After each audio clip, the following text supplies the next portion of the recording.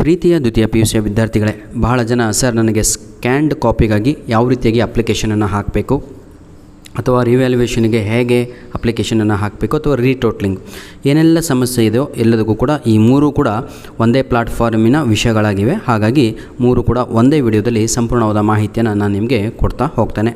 Scanned copy ಅಂತ ಹೇಳಿದರೆ ತಾವುಗಳು ಬರೆದಂಥ ಉತ್ತರ ಪತ್ರಿಕೆಯನ್ನು ತಾವುಗಳು ಏನಂತೀರಾ ಜೆರಾಕ್ಸ್ ಕಾಪಿ ಬೇಕು ಅಂದರೆ ತರಿಸ್ಕೊಳ್ಬೇಕು ಅಂದರೆ ಎಲ್ಲಿಂದ PUC ಬೋರ್ಡಿಂದ ಸ್ಕ್ಯಾನ್ ಕಾಪಿ ಅಂದರೆ ನೀವು ಬರೆದಿದ್ದೀರಲ್ವ ಆನ್ಸರ್ ಕಾಪಿ ಬೇಕು ಅಂದರೆ ನಿಮಗದು ಜೆರಾಕ್ಸ್ ಆಯಿತಾ, ಅದನ್ನು ಕಾರ್ಬನ್ ಕಾಪಿ ಅಂತ ಕರಿತೀವಿ. ಅದನ್ನು ಯಾವ ರೀತಿಯಾಗಿ ಅಪ್ಲೈ ಮಾಡಬೇಕು ಅಂತ ಇದಿದೆ. ಡಿಸ್ಕ್ರಿಪ್ಷನ್ ಬಾಕ್ಸಲ್ಲಿ ಒಂದು ಲಿಂಕನ್ನು ಕೊಟ್ಟಿರ್ತೇನೆ ಪ್ರೀತಿಯ ಮಕ್ಕಳೇ. ಆ ಒಂದು ಲಿಂಕು ಈ ಸ್ಕ್ಯಾನ್ ಕಾಪಿಗೂ ರಿವ್ಯಾಲ್ಯೂಯೇಷನ್ ಕಾಪಿಗೂ ರೀಟೋಟ್ಲಿಂಗಿಗೂ ಎಲ್ಲದೂ ಕೂಡ ಅನುಕೂಲ ಆಗುತ್ತೆ. ಇದಕ್ಕೆ ಮೂರಕ್ಕೆ ಏನು ಡಿಫ್ರೆನ್ಸು ಹಾಗೂ ಯಾವ ರೀತಿಯಾಗಿ ಅಪ್ಲೈ ಮಾಡಬೇಕು ಅಂತ ಹೇಳ್ಕೊಡ್ತೀನಿ. ನಾನು ಈಗ ನಿಮಗೆ ಕೊಟ್ಟಂಥ ಏನು ಮಾಡಬೇಕು ತಾವುಗಳು ಅಂತ ಹೇಳಿದರೆ ಲಿಂಕಿನ ಮೇಲೆ ಪಟ್ ಅಂತ ಕ್ಲಿಕ್ ಮಾಡಬೇಕು.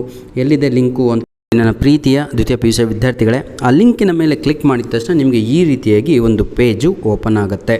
ಕ್ಲಿಯರ್? ಈ ರೀತಿಯಾಗಿ ಪೇಜ್ ಓಪನ್ ಆಗುತ್ತೆ. ಈ ಪೇಜಲ್ಲಿ ಏನಂತ ಇದೆ ನೋಡ್ರಪ್ಪ, ಎಕ್ಸಾಮ್ 1ನ ಸ್ಕ್ಯಾನ್ ಕಾಪಿ ಬೇಕು ಅಂದರೆ ಆಯಿತಾ, ಇಲ್ಲಿ ಕ್ಲಿಕ್ ಮಾಡಿ.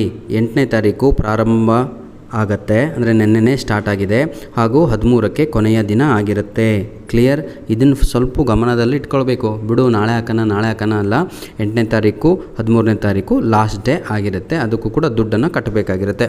ಎಷ್ಟು ದುಡ್ಡನ್ನು ಕಟ್ಟಬೇಕು ಅಂತ ನಾನು ನಿಮಗೆ ಈಗಾಗಲೇ ಹೇಳಿದ್ದೇನೆ. 530 ರೂಪಾಯಿಯನ್ನು ನಿಮ್ಮ ಆ ಸ್ಕ್ಯಾನ್ ಕಾಪಿಗೆ ಕಟ್ಟಬೇಕಾಗತ್ತೆ. ಅದಾದಮೇಲೆ ನೀವೇನಾದರೂ ರಿವ್ಯಾಲ್ಯೂಯೇಷನಿಗೆ ಹಾಕಬೇಕು ಅಂತ ಹೇಳಿದವರು ಇದೇ ಒಂದು ಲಿಂಕನ್ನು ಕ್ಲಿಕ್ ಮಾಡಿಕೊಂಡು ಕೆಳಗಡೆ ಆಪ್ಷನ್ ಇದೆ ಅಲ್ವಾ, ಏನಂತ ಇದೆ ಇಲ್ಲಿ ನೋಡಿ, ದ್ವಿತೀಯ PUC ಮರು ಮೌಲ್ಯಮಾಪನ ಹಾಗೂ ಮರು ಎಣಿಕೆ ಅಂತ ಇದೆ. ಅದಕ್ಕೆ 12ನೇ ತಾರೀಕಿನಿಂದ 17 ಈ 5 ದಿನಗಳ ಕಾಲ ಅವಕಾಶ ಇರುತ್ತೆ. ಅಷ್ಟರೊಳಗಡೆ ತಾವುಗಳು ಹಾಕಬೇಕು. ಬನ್ನಿ ಸರ್, ಈಗ ಆನ್ಲೈನ್ ಅಪ್ಲಿಕೇಶನ್ನಿಗೆ ಮೇಲೆ ಕೆಳಗಡೆ ಕಾಣ್ತಾ ಇದೆ ಅಲ್ವಾ, ಇದರ ಮೇಲೆ ಸೆಕೆಂಡ್ ಆಪ್ಷನ್ ಇದೆ ಅಲ್ವಾ, ಅದರ ಮೇಲೆ ಕ್ಲಿಕ್ ಮಾಡಿ. ಆನ್ಲೈನ್ ಅಪ್ಲಿಕೇಶನ್ ಮೇಲೆ ನೀವು ಕ್ಲಿಕ್ ಮಾಡಿದ ತಕ್ಷಣ ನಿಮಗೆ ಈ ರೀತಿಯಾಗಿ ಸಂಪೂರ್ಣವಾಗಿ ನಿಮ್ಮ ಮೊಬೈಲಲ್ಲಿ ಯಾವ ರೀತಿಯಾಗಿ ವರ್ಕೌಟ್ ಆಗುತ್ತೋ ಅದೇ ರೀತಿಯಾಗಿ ನಾನು ತೋರಿಸ್ತಾ ಇದ್ದೇನೆ. ಯಾಕಂದರೆ ಸರ್ ಹಿಂಗೆ ತೋರಿಸಿದ್ರು ಹಿಂಗಿದೆ ಅಲ್ಲ ಅಂತ ತಾವುಗಳು ನಾಳೆ ಹೇಳಬಾರ್ದು.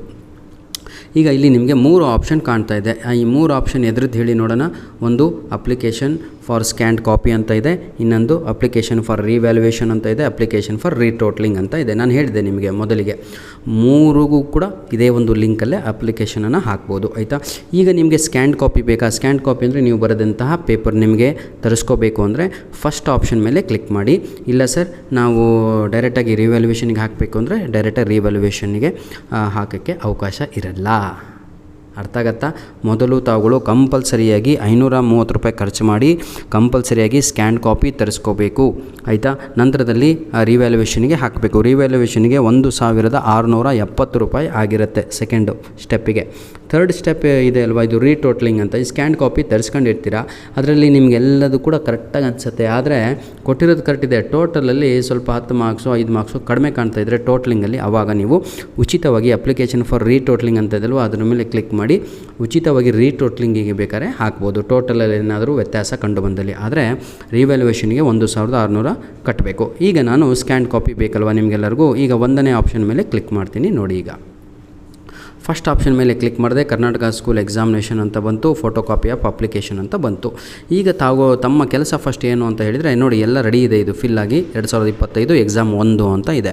ಈಗ ಇಲ್ಲಿ ರಿಜಿಸ್ಟರ್ ನಂಬರ್ ಅಂತ ಇದೆ, ಇದ್ರ ಮೇಲೆ ಕ್ಲಿಕ್ ಮಾಡಿಕೊಂಡು ಇಲ್ಲಿ ತಮ್ಮ ರಿಜಿಸ್ಟರ್ ನಂಬರನ್ನು ಬರೀಬೇಕು. ನಾನು ಈಗ ಸ್ವಲ್ಪ ರಿಜಿಸ್ಟರ್ ನಂಬರನ್ನು ತೋರಿಸ್ತೀನಿ, ಜಾಸ್ತಿ ಅಲ್ಲ ಆಯಿತಾ. 2025 ಅಂತ ಬರ್ಕೊಂಡು ತಾವುಗಳು ಏನು ಮಾಡಬೇಕು, 2025 ಮುಂದಿನ ಸಂಖ್ಯೆ ನಿಮ್ದು ಯಾವುದಿದೆಯೋ ಅದು ಸಂಪೂರ್ಣವಾಗಿ ಬರೀರಿ. ನಿಮ್ಮ ರಿಜಿಸ್ಟರ್ ನಂಬರನ್ನು ಬರ್ಕೋಬೇಕು. ಹೋಪ್ ಎಲ್ಲರಿಗೂ ಕೂಡ ಕರೆಕ್ಟಾಗಿ ಅರ್ಥ ಆಗ್ತಾಯಿದೆ ಅಂದ್ಕೊಂಡಿದ್ದೀನಿ ಆಯಿತಾ. ನೋಡಿ, ರಿಜಿಸ್ಟರ್ ನಂಬರ್ ಬರೆದು ಏನೂ ಮಾಡೋಂಗಿಲ್ಲ ಸರ್ ಆಯಿತಾ. ಅಪ್ಲಿಕೇಶನ್ ಫಾರ್ ಅಂತ ಇದೆ, ಅದೇ ತುಂಬಿ ರೆಡಿ ಇದೆ, ಸ್ಕ್ಯಾನ್ ಕಾಪಿ ಅಂತ ಇದೆ. ಹಾಗಿದ್ದರೆ ಈಗ ನಿಮಗೆ ಎಷ್ಟು ವಿಷಯಗಳ ಬಗ್ಗೆ ಇದು ಆಟೋಮೆಟಿಕ್ಕಾಗಿ ಬೇರೆದೆಲ್ಲ ಜನ್ರೇಟ್ ಆಗಿ ಬಂದು ಇಲ್ಲಿ ನಿಮ್ಮ ಟೋಟಲ್ ಮಾರ್ಕ್ಸ್ ಎಲ್ಲ ತೋರಿಸ್ತಾ ಇರುತ್ತೆ ಆಯಿತಾ. ಈಗ ನಿಮಗೆ ಸೆಕೆಂಡ್ ಸ್ಟೆಪ್ಪಲ್ಲಿ ಏನು ಮಾಡಬೇಕು ತಾವುಗಳು ಅಂತ ಹೇಳಿದರೆ ಏನು ಮಾಡಬೇಕು ನೋಡಿ ವಿದ್ಯಾರ್ಥಿಗಳೇ, ಅಲ್ಲಿರೋ ರಿಜಿಸ್ಟರ್ ನಂಬರ್ ಹಾಕಿದ ತಕ್ಷಣ ನಿಮ್ಮದು ಸಂಪೂರ್ಣವಾಗಿ ಆಟೋಮೆಟಿಕ್ಕಾಗಿ ಎಲ್ಲದು ಕೂಡ ಜನ್ರೇಟ್ ಆಗುತ್ತೆ. ಕೆಳಗಡೆ ಕೂಡ ಅಷ್ಟೇ, ನೀವು ಕಾಮರ್ಸ್ನವರಾಗಿದ್ದರೆ ಇಲ್ಲಿ ಕಾಮರ್ಸ್ ಸಬ್ಜೆಕ್ಟ್ಗಳು ಬರ್ತವೆ, ಇಲ್ಲಿ ತಾವುಗಳು ಆರ್ಟ್ಸ್ ಆಗಿದ್ದರೆ ಆರ್ಟ್ಸ್ ಸಬ್ಜೆಕ್ಟ್ ಬರುತ್ತೆ, ಅಥವಾ ಇಲ್ಲಿ ಸೈನ್ಸ್ ವಿದ್ಯಾರ್ಥಿಗಳಾಗಿದ್ದರೆ ಸೈನ್ಸ್ ಸಬ್ಜೆಕ್ಟ್ ಎಲ್ಲದು ಕೂಡ ಬರುತ್ತೆ. ಈಗ ನಿಮಗೆ ಬೇಕಾಗಿರುವಂಥದ್ದು ಯಾವುದು ಇಲ್ಲಿದೆ, ಸೆಲೆಕ್ಟ್ ಸಬ್ಜೆಕ್ಟ್ ಅಂತ ಇದೆ. ಯಾವ ಸೆಲೆಕ್ಟ್ ಸಬ್ಜೆಕ್ಟ್ ನಿಮಗೆ ಬೇಕು, ನೋ ಅಂತ ಇದೆ. ನಿಮಗೆ ಎಸ್ ಅಂತ ಮಾಡಬೇಕು ಅದನ್ನು. ಎಷ್ಟು 1 2 3 4 5 6 ಕೂಡ ನೋ ಅಂತ ಇದೆ. ನಿಮಗೆ ಆಲ್ರೆಡಿ ನೋ ಇರುತ್ತೆ, ನಿಮಗೆ ಯಾವುದು ಬೇಕೋ ಅದನ್ನು ಸೆಲೆಕ್ಟ್ ಮಾಡಿ ಎಸ್ ಅಂತ ಮಾಡಬೇಕು. ಎಸ್ ಅಂತ ಮಾಡಿದರೆ ಇಲ್ಲಿ total amount scan copy amount ಅಂತ ಇದೆ ಅಲ್ವಾ, ಒಂದು ಹೇಳಿದೆ, ಒಂದು ಸಬ್ಜೆಕ್ಟಿಗೆ ನಿಮಗೆ 530 ಆಗುತ್ತೆ. 2 ಸಬ್ಜೆಕ್ಟ್ ಹಾಕಿದರೆ 1060, ಹೀಗೆ ಪ್ಲಸ್ 530 ಮಾಡ್ಕೊತ ಹೋದರೆ ಮುಗೀತು. ಈಗ ಟೋಟಲ್ ಅಮೌಂಟ್ ಇಲ್ಲಿ ತೋರಿಸುತ್ತೆ. ಟೋಟಲ್ ಅಮೌಂಟ್ ತೋರಿಸಿದ ತಕ್ಷಣ ತಮ್ಮ ನೆಕ್ಸ್ಟ್ ಕೆಲಸ ಏನು ಅಂತ ಹೇಳಿದರೆ ಕ್ಯಾಂಡಿಡೇಟ್ ಮೊಬೈಲ್ ನಂಬರನ್ನು ಇಲ್ಲಿ ತಾವುಗಳು ಬರೀಬೇಕಾಗತ್ತೆ. ಯಾಕಂದರೆ ಇದು ಬಹಳ ಇಂಪಾರ್ಟೆಂಟು. ನಿಮ್ಮ ಮೊಬೈಲಿಗೆ ಮೆಸೇಜ್ ಬರುತ್ತೆ ಬಂದ ತಕ್ಷಣ, ಹಾಗಾಗಿ ಮೊಬೈಲು ಹಾಗೂ ನಿಮ್ಮ ಮೇಲ್ ID ಕೂಡ ಕೊಡಬೇಕು. ಪಾಸ್ವರ್ಡ್ ನೆನಪಿರೋದು ಕೊಡಬೇಕು ಸರ್. ಯಾವುದೋ ಮೇಲ್ ID ಸುಮ್ಮನೆ ಎಮರ್ಜೆನ್ಸಿಗೆ ಹಾಕುವಂಥದ್ದಲ್ಲ, ಯಾಕಂದರೆ ಅವರು ನಿಮ್ಮ ಮೇಲ್ IDಗೆ ಕಳಿಸ್ಕೊಡ್ತಾರೆ ಕೆಲವೊಮ್ಮೆ, ಯಾಕಂದರೆ ಟೆಕ್ನಿಕಲ್ ಪ್ರಾಬ್ಲಮ್ ಇದ್ದಾಗ, ಅಥವಾ ಇಲ್ಲೇ ತಾವುಗಳು ಅದನ್ನು ಡೌನ್ಲೋಡ್ ಕೂಡ ಮಾಡಿಕೊಳ್ಬೋದು. ನೆಕ್ಸ್ಟು ಹೌಸ್ ನಂಬರ್ ಅಂತ ಇದೆ, ನಿಮ್ಮ ಮನೆಯ ಸ್ಥಳ ಅದು ಇದು ಬರೀರಿ. ಡಿಸ್ಟಿಕ್ ಪಿನ್ ಕೋಡ್ ಅಂತ ಇದೆ, ಅದನ್ನು ಕೂಡ ಬರೀರಿ. ತಾಲೂಕು ಯಾವುದು ಅಂತ ಬರೆದು ಇಲ್ಲಿ ಸಬ್ಮಿಟ್ ಅಂತ ಕ್ಲಿಕ್ ಮಾಡಿದರೆ ಮುಗೀತು. Enter the details and click on submit ಅಂತ ಇದೆ. Hope you are understanding everything. ಇದಾದ ತಕ್ಷಣ ಪ್ರೀತಿಯ ಮಕ್ಕಳೇ ಈ ರೀತಿಯಾಗಿ ಒಂದು ಜನ್ರೇಟ್ ಆಗುತ್ತೆ. ಏನು ನೆಕ್ಸ್ಟ್ ಸ್ಟೆಪ್ಪು ಏನಂತ ಇದೆ ಇಲ್ಲಿ ನೋಡಿ, ಇಲ್ಲಿ ಸ್ಟೂಡೆಂಟ್ ಪೋರ್ಟಲ್ ಅಡ್ರೆಸ್ ಅಂತ ಇದೆ. ಈ ರೀತಿಯಾಗಿ ಎಲ್ಲ ಫಿಲಪ್ ಆದಮೇಲೆ ತಾವುಗಳು ಸಬ್ಮಿಟ್ ಮೇಲೆ ಕ್ಲಿಕ್ ಮಾಡ್ತೀರಾ. ಸಬ್ಮಿಟ್ ಮೇಲೆ ಕ್ಲಿಕ್ ಮಾಡಿದ ತಕ್ಷಣ ನಿಮಗೆ ಇಲ್ಲಿ ಚಾನಲ್ ನಂಬರ್ ಒಂದು ಬರುತ್ತೆ, ಚಲನ್ ನಂಬರ್. ಈ ಚಲನ್ ನಂಬರಲ್ಲಿ ತಾವುಗಳು ಏನು ಮಾಡಬೇಕು, ಒಂದು ಫೋಟೋ ಹೊಡೆದು ಇಟ್ಕೊಂಬಿಡ್ಬೇಕು. ಫಸ್ಟಿಗೆ ಫ್ಲ್ಯಾಶ್ ಹೊಡ್ಕೊಂಬಿಡಿ. ಇದು ಬಹಳ ಇಂಪಾರ್ಟೆಂಟು, ಯಾಕಂದರೆ ನೆಕ್ಸ್ಟ್ ಪ್ರೊಸೆಸ್ಸು ಮೇಕ್ ಪೇಮೆಂಟ್ ಅಂತ ಇರುವಂಥದ್ದು.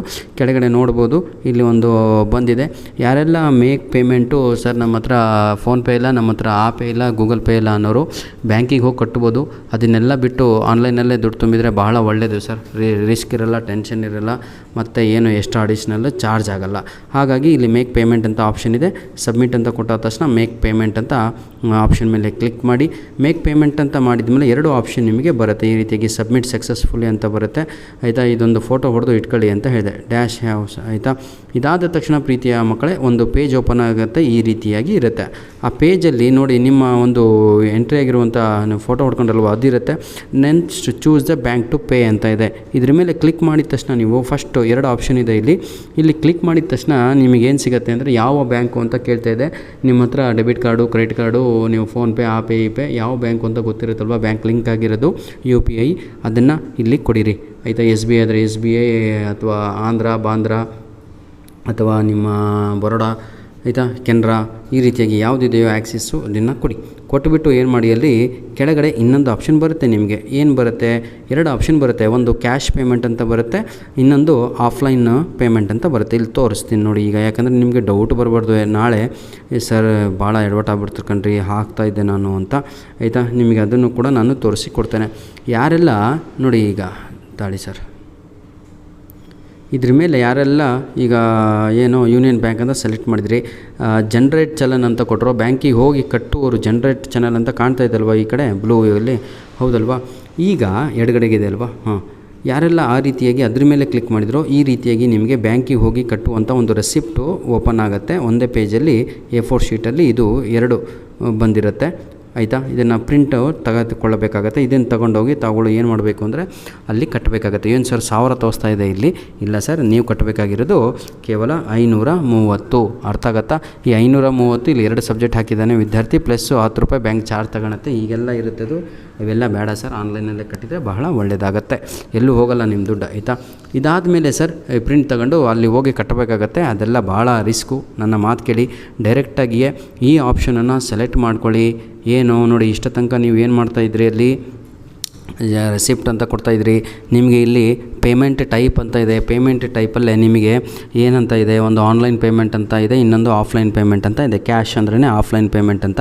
ಇದು ಕ್ಯಾಶಿನ ಸಹವಾಸ ಬೇಡ ನಮಗೆ. ಆನ್ಲೈನ್ ಪೇಮೆಂಟನ್ನು ಸೆಲೆಕ್ಟ್ ಮಾಡಿಕೊಂಡು ತಾವುಗಳು ಏನು ಮಾಡಿ ಅಂದರೆ ಡೈರೆಕ್ಟಾಗಿಯೇ, ಆಯಿತಾ, ಇದು ಬ್ಯಾಂಕು ಅಥವಾ UPI ಏನು ಕೇಳ್ತಾ ಇದ್ದಾನೋ ಅದನ್ನು ಸೆಲೆಕ್ಟ್ ಮಾಡಿಕೊಂಡು ಪೇ ಅಂತ ಕೊಟ್ಬಿಡಿ, ಆಯಿತಾ. ಗೇಟ್ವೇ ಓಪನ್ ಆಗುತ್ತೆ. ಡೈರೆಕ್ಟಾಗಿ 530 ರೂಪಾಯಿ ಅಂತ ಕೇಳ್ತಾ ಇರುತ್ತೆ.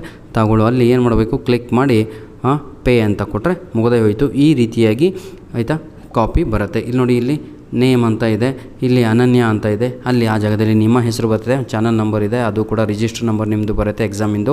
ಅಮೌಂಟು ಇಷ್ಟಿದೆ, ಎಷ್ಟು 1060 ಅಂತ ಇದೆ. ಯಾಕೆ ಇದೆ ಅಂದರೆ 2 ಪೇಪರನ್ನು ಅವರು ತರಿಸ್ಕೊತಾ ಇದ್ದಾರೆ.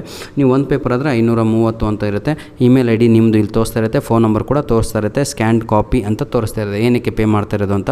ಪೇ ನೋ ಮೇಲೆ ಕ್ಲಿಕ್ ಮಾಡಿದರೆ ಸಾಕು, ಡೈರೆಕ್ಟಾಗಿ ನಿಮ್ಮ ಅಕೌಂಟಿಂದ, ಆಯಿತಾ. ನಂತರದಲ್ಲಿ ತಗೊಳ್ಳೋ ಪಾಸ್ವರ್ಡನ್ನು ಹಾಕಿ, ಅದು ಹಾಕಿ, ಇದು ಹಾಕಿ ಏನೇನೋ ಮಾಡ್ಕೊಂಡು ಆಯಿತಾ. ಮುಂದಿನ ಸ್ಟೆಪ್ ಎಲ್ಲ ನೀವೇ ಮಾಡ್ತೀರಾ ವಿದ್ಯಾರ್ಥಿಗಳೇ. ಇಷ್ಟು ಈಸಿಯಾಗಿ ಇರುವಂಥ ಪ್ರೋಸೆಸ್ಸು ಆನ್ಲೈನಲ್ಲೇ ತಾವುಗಳು ಕಟ್ಕೊಂಡ್ರೆ ಮುಗದೇ ಹೋಯಿತು, ಆಯಿತಾ. ಈಗ ನಾವು ಮುಗಿಸಿದ್ದು ಇಷ್ಟೊತ್ತು ಯಾವುದು ಅಂತ ಹೇಳಿದರೆ ಸ್ಕ್ಯಾನ್ ಕಾಪಿಗಾಗಿ. ಧನ್ಯವಾದಗಳು. ಇದೇ ಒಂದು 5-6 ನಿಮಿಷ ಆಗ್ಬಿಡ್ತು. God bless you.